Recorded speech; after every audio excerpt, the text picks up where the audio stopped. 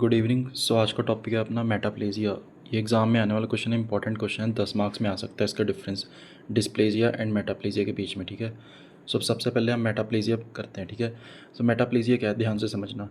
Reversible change in which one adult cell type is replaced by another cell type. ठीक है, ये reversible change है जिसमें एक एडल्ट सेल टाइप कन्वर्ट हो जाता है दूसरे सेल टाइप में। ठीक है, और नेक्स्ट लाइन है इट इज़ रिवर्सिबल, ऐसे यहाँ पे भी मैंशनड है और यहाँ पे भी। ठीक है, it is reversible as when the stimulus is withdrawn the change is taken way. ठीक है, सीधी सी लाइन कह रहे हैं कि जैसे अगर स्टिमुलस विदड्रॉ कर दिया जो दिया था तो ये अपने as it is original state पे वापस आ जाएगा। ठीक है, it is thought to arise by reprogramming of stem cells to differentiate along new pathway. अब इसमें ना स्टेम सेल्स है। स्टेम सेल्स क्या होते हैं? Cells from which main cells arise. ठीक है, मेन सेल्स माने कि ऑर्गन्स के सेल्स जहाँ से राइज वगैरह होते हैं। ठीक है, तो वो स्टेम सेल्स होते हैं। अब मेटाप्लेजिया का नेक्स्ट इसमें आ जाता है एपिथेलियल मेटाप्लेजिया। ठीक है, समझना। Squamous change that occurs in respiratory epithelium of habitual smokers. ठीक है, हैबिचुअल स्मोकर्स यार मतलब रेगुलर स्मोकर्स जो होते हैं तो उनको हैबिचुअल स्मोकर्स कहते हैं। ठीक है, squamous change that occurs in respiratory epithelium of habitual smokers. ठीक है, इसमें सीधी सी बात कह रहे हैं कि नॉर्मल, ये देखो, नॉर्मल क्लेमरा सिलेटेड एपिथेलियम है जो, वो कन्वर्ट हो जाते हैं स्ट्रैटिफाइड स्क्वैमस एपिथेलियम में। ठीक है, और ये सिलेटेड का क्या फंक्शन होता है कि ये ना माइक्रो मूवमेंट्स के लिए होता है, जो अपना स्टफ़ होता है ना वो इसकी वजह से नीचे पास डाउन करता है। ठीक है, समझ गए।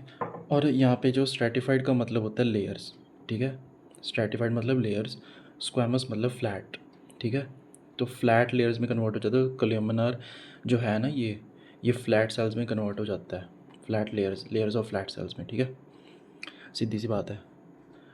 और यहाँ पे भी वही लिखा है, normal ciliated columnar epithelium of trachea and bronchi are focally or widely replaced by stratified squamous epithelium.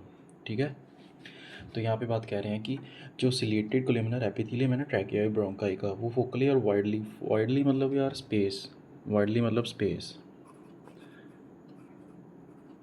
Replaced by stratified squamous epithelium layer of flat sales में कन्वर्ट हो जाता है। ठीक है, अब इसमें नेक्स्ट चलते हैं।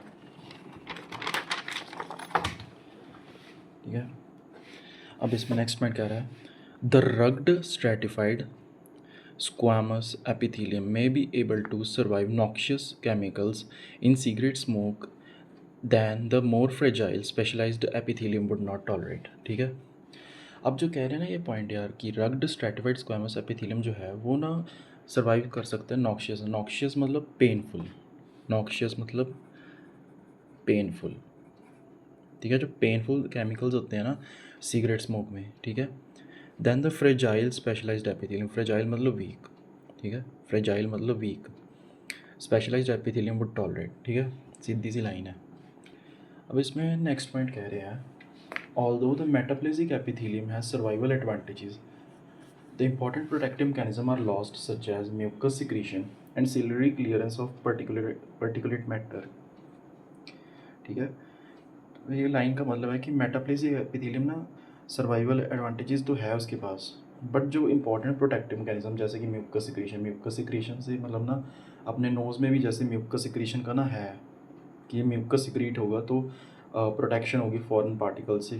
ठीक है, और सिलरी क्लियरेंस, सिलरी सिलिया का फंक्शन होता है कि यार जो ना अपना स्टफ़ होता है ना उसको नीचे पास डाउन कराने में हेल्प करता है सीलिया, माइक्रो मूवमेंट्स की हेल्प से। अपन ने पीछे पढ़ा, ये देखो सीलिया मतलब माइक्रो मूवमेंट्स का काम है इसका। ठीक है,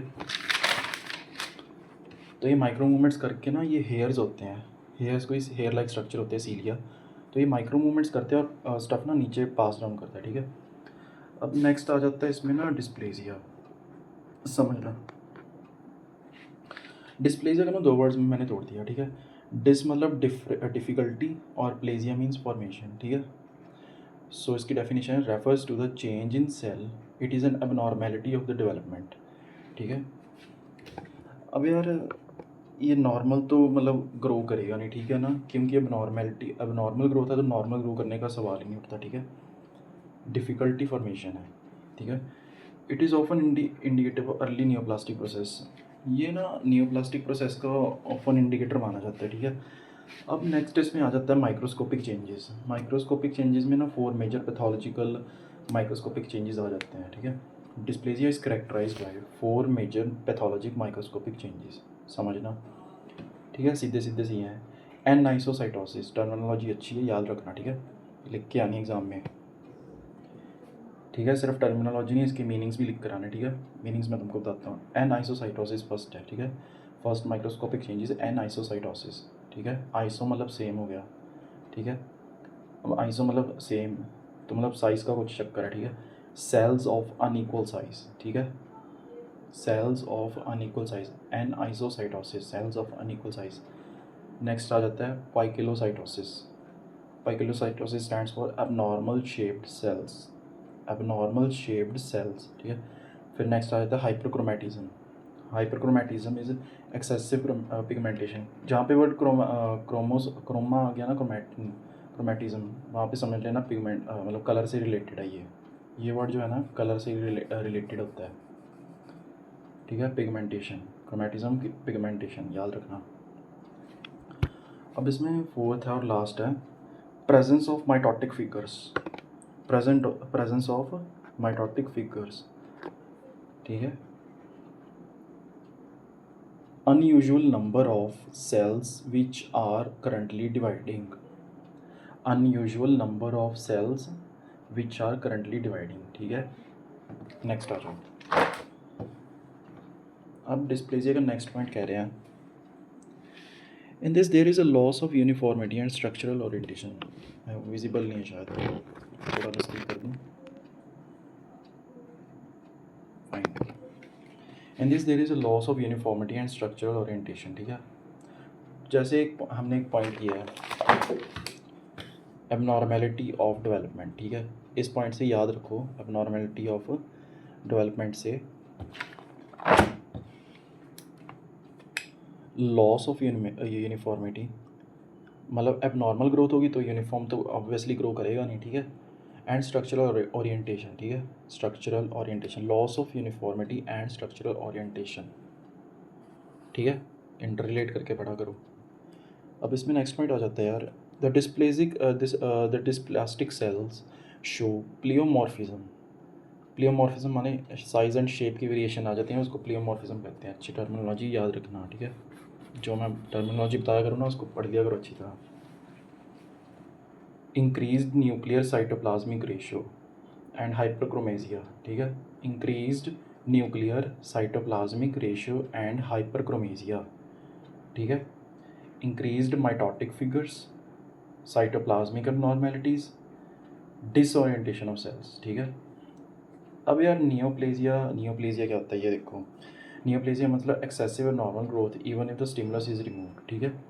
excessive abnormal growth even if stimulus is removed, ठीक है। ये कॉन्ट्रा इंडिकेटेड है, कॉन्ट्रा है मतलब कॉन्ट्रास्ट में है डिस्प्लेजिया के, ये देखो, ठीक है। एक्सेसिव, इसमें अगर स्टिमुलस में रिमूव भी करते हैं तो भी ग्रोथ चलती रहेगी नियोप्लेजिया में, बट अगर डिस्प्लेजिया में तुमने एक बार स्टिमुलस रिमूव कर दिया तो वो अपनी ओरिजिनल स्टेट को रिटेन कर लेगा, मतलब उसी स्टेट पे वापस पहुंच जाएगा, ठीक है। लूप में आई है, ठीक है। ये लूप सिस्टम फॉलो करता है, ये नहीं फॉलो करता, ठीक है। ये स्ट्रेट फॉरवर्ड है, ये लूप सिस्टम फॉलो करता है, ठीक है। अब नेक्स्ट पॉइंट है dysplasia is associated with chronic inflammation और इरिटेशन, ठीक है। डिस्प्लेजिया जो है ना क्रॉनिक इन्फ्लेमेशन और इरिटेशन से एसोसिएटेड है। This is non neoplastic proliferation which differs from neoplasia. Non neoplastic proliferation, proliferation मतलब ग्रोथ, ठीक है। प्रोलिफरेशन मतलब growth which differs from neoplasia, ये बॉक्स याद करो, ठीक है। यही बात कह रहा है यहाँ पे, ठीक है, बिल्कुल सेम बात है। डिस्प्लेजिया जो है ना नॉन न्यूप्लास्टिक प्रोलिफरेशन है, मतलब नॉन न्यूप्लास्टिक ग्रोथ है from neoplasia which differs from neoplasia. The growth of dysplastic cells is controlled or stops when the inciting stimulus ceases, while neoplastic cell shows uncontrolled growth and is persistent even after the cessation of stimulus, ठीक है। Simple सी बात है, ये box याद कर लो, ये same चीज़ कह रहा है, ठीक है ना। ये चीज़ याद होगी तो ये चीज़ बिल्कुल याद ही है तुम्हें, ठीक है ना। अब क्लास बहुत इंपॉर्टेंट चीज़ है, 10 मार्क्स में आ सकती है ये चीज़ जो मैं तुमको अभी बताऊँगा, डिफरेंस, ठीक है। मेटाप्लेजिया और डिस्प्लेजिया का डिफरेंस, ठीक है। मैं तुमको बुक दिखाता हूँ, उसमें तुम याद करो। कंटिन्यू करते हैं क्लास। डिफरेंस है मेटाप्लेजिया और डिस्प्लेजिया का, ठीक है। 10 मार्क्स में आ सकता है तो याद कर लो प्लीज़, ठीक है। साथ में लिख कर भी आना है।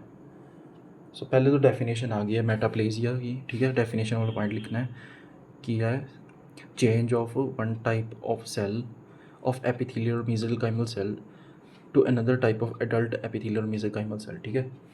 पहले डेफिनेशन वाला पॉइंट लिख देना, ठीक है। डेफिनेशन तुम चाहे वो भी लिख सकते हो जो अपन ने शुरू में लिखी थी ना कॉपी में, तो तुम वो लिख देना, ठीक है। वो तुमको याद भी रहेगी, ठीक है। तो ये पॉइंट रहने देता हूँ मैं, ये कॉपी वाला पॉइंट लिखा ना तुम जाकर, ठीक है। अब टाइप्स आ जाती है आगे, epithelial, squamous columnar and mesenchymal osseous cartilaginous, ठीक है। इसमें 2 टाइप्स आ जाती हैं, एपिथेलियल और मेसेंकाइमल। उसमें आ जाता है सिर्फ एपिथेलियल, ठीक है। अब थर्ड पॉइंट आ जाओ, टिश्यूज़ कौन कौन से अफेक्ट होते हैं, टिश्यूज़ अफेक्टेड वाला पॉइंट है, ठीक है।